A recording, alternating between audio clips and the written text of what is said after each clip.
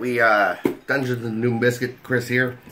Today we have the Arcane Legion's collectible mass action miniatures game. This is a tabletop war game that is out of print now, but I picked this up for $15 on Miniature Market, and it says it has 120 miniatures in it. Now, Dave O'Gara over at Miniature Mashup bought some packs of these. I think he had 4 packs of Han, 2 packs of Roman, and 2 packs of Egyptian. And he got some decent miniatures out of it, and he got some really dumb, crazy looking ones out of it. So, I'm not sure exactly what we're getting in this set. I tried to find some pictures of what it contained online before I purchased it. I could not. But what I did learn from researching is that it does come with some pre-painted miniatures, and then my wife and I will have a lot of painting and work to do. Not to mention, oh, here's some little cards. I know how this works, actually. This little plastic base right here is a war tray for the things. You put your card in here, and then it has pre-selected spots for you to put your armies. But this is pointless, because we're not here to talk about this. I play D&D. It comes with all these D6s that my wife's going to steal. I saw her face when I pulled it out. Okay, so here we go. Now we're getting down to the meat and potatoes. We got a commander for each army. Let's cut this open. Give you a look at them. They look. These are. I thought they were 28mm because the Yeti I have that I ordered came in and it seemed like that, but looks like they're a bit small. All right, this is a human-sized fighter, but he's actually an Asimir. And then this guy's got a little bump on his base, so standing him next to the Asimir, he's a little bit small. However, this Roman guy, in a skirmish situation on a table in a fight, you might not really notice if he's small. And then this crazy Egyptian lady, albeit she has a cool weapon, you can tell she's a little bit small. Alright? But again, we paid $15 for over 120 miniatures. If we can use 15 of them, they were $1 a piece, and that's not terrible. If we can use 30 of them, see what I'm saying?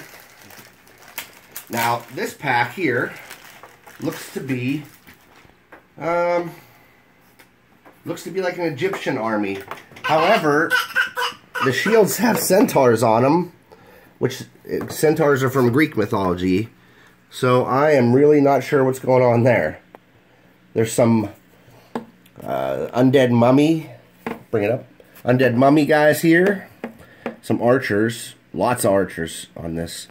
And there's some sword-wielding mummy-looking types on that sprue, and on this sprue we got some spear wielders, more archers, more swordsmen.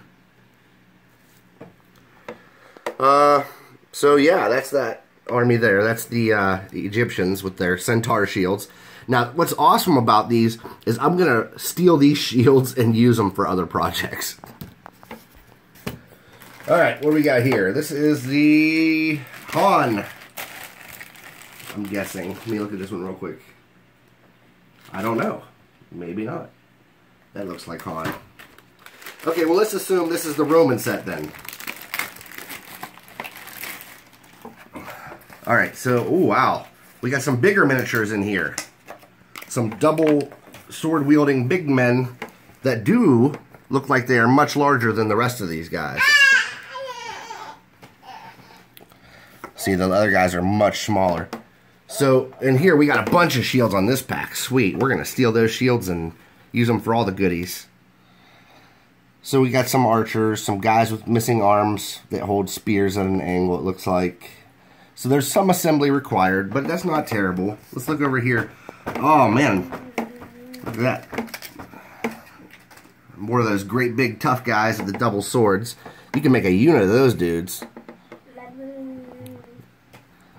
Got more guys missing an arm that we're going to have to assemble. Oh, what's that? Nice. Alright, now the Han.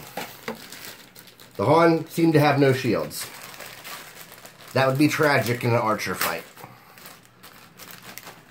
And in a cavalry fight, ooh, no shields. Oh my.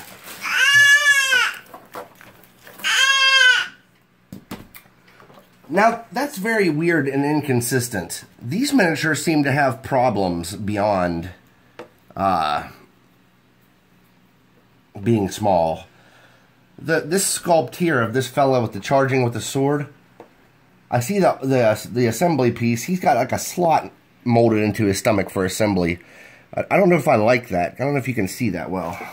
Let me get something behind here so you can kind of have it's got a slot cut into his gut. I don't like that.